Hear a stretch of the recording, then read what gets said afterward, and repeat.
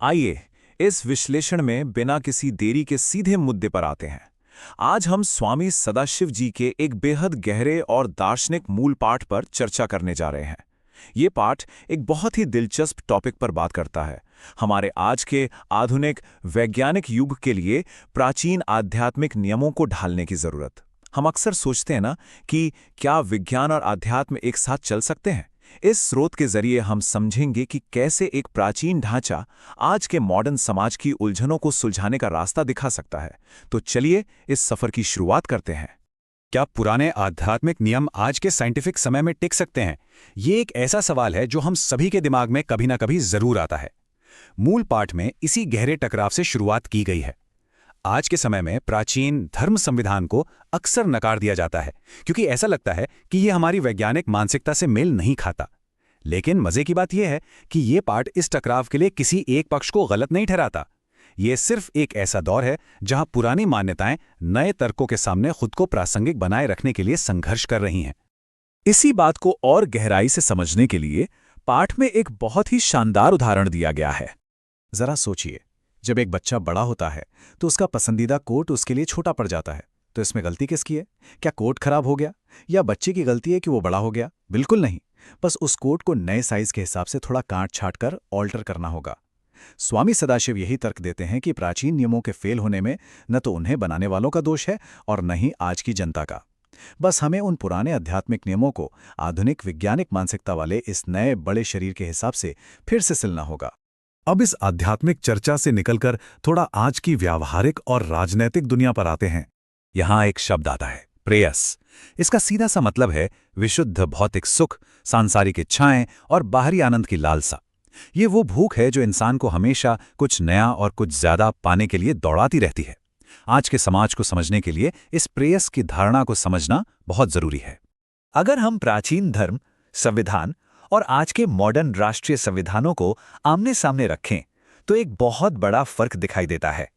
प्राचीन ढांचे पूरी तरह से आध्यात्मिक संतुलन और शांति पर टिके थे, लेकिन स्रोत के अनुसार आज के आधुनिक संविधान मुख्य रूप से इसी प्रेयस यानी भौतिक इच्छाओं को पूरा करने पर केंद्रित हैं। जैसे जैसे लोगों की डिमांड बढ़ती है, हम बहुमत के आधार पर इन संविधानों में बार बार बदलाव करते हैं, सिर्फ इसलिए ताकि वो बढ़ती हुई भौतिक भूख शांत हो सके। लेकिन अंतहीन भौतिक सुख की ये दौड़ हमें ले कहां जा रही है? सच कहूं तो ये एक बहुत ही खतरनाक चक्र है। इसे समझाने के लिए लेखक ने आग और आहुति का एक रूपक इस्तेमाल किया है। यहाँ एक नया शब्द आता है, हविष्य। आमतौर पर हविष्य वो सामग्री होती है जिसे पवित्र अग्नि में आहुति के रूप में डाला जाता है।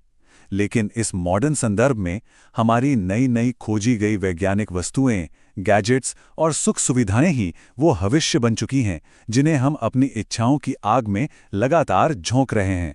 ये पूरा चक्र कदम दर कदम समझने लायक है। सबसे पहले हमारी कभी ना खत्म होने वाली इच्छाएं एक विशाल अग्नि या महाअनल की तरह है। फिर हमारे वैज्ञानिक आविष्कार उस आग के लिए ईंधन यानी हविष्य का काम करते हैं। सबसे बड़ी दिक्कत यह है कि जैसे जैसे हम इन चीजों को उस आग में डालते हैं, आग बुझने के बजाय और भड़क उठती है और अंत में ये चक्र हमें सर्वस्वाहा यानी पूर्ण विनाश की ओर ले जाता है। इस स्थिति को देखकर लेखक एक बहुत ही स्पष्ट और चौंकाने वाला दावा करते हैं।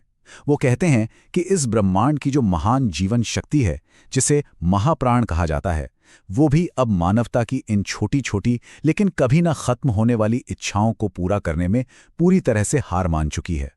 प्रकृति हमारी जरूरतें तो पूरी कर सकती है, लेकिन हमारे लालच को संतुष्ट करने के लिए इस पूरे ब्रह्मांड में भी पर्याप्त संसाधन नहीं है।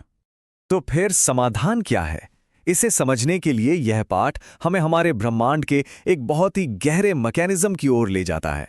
यहाँ ब्रह्मांड विज्ञान के केंद्र में प्राण की अवधारणा है। ध्यान दें, यहाँ प्राण का मतलब सिर्फ सांस लेना नहीं है। ये वो महान जीवन शक्ति और एक्टिव एनर्जी है जो सचमुच घनीभूत होकर यानी सॉलिड होकर इस भौतिक पृथ्वी का निर्माण करती है जिस पर हम खड़े हैं। ये हिस्सा सच में हैरान करने वाला है।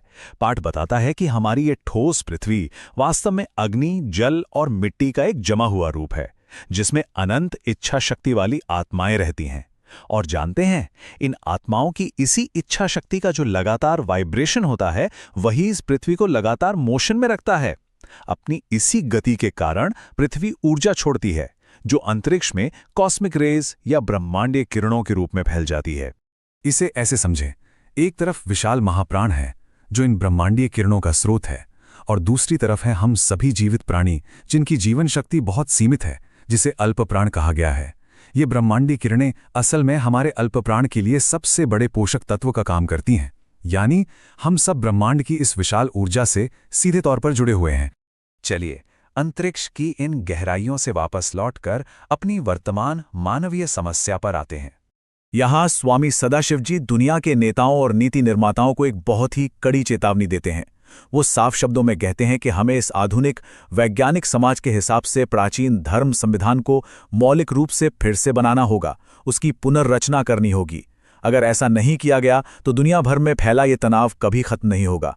शांति तो मिलेगी ही नहीं, बल्कि हम अपने ही बनाए जाल में नष्ट हो जाएंगे। और इसी के साथ हम इस विश्लेषण के अंत में एक बहुत ही गहरे सवाल पर पहुंचते हैं।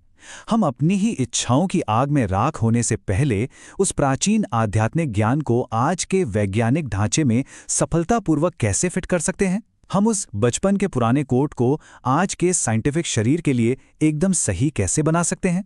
ये एक ऐसा सवाल है जो हम सभी के लिए सोचने का विषय है। इस चर्चा से जुड़ने के लिए बहुत बहुत धन्यवाद। सीखते रहें और चीज़ों की गहराई को समझते रहें।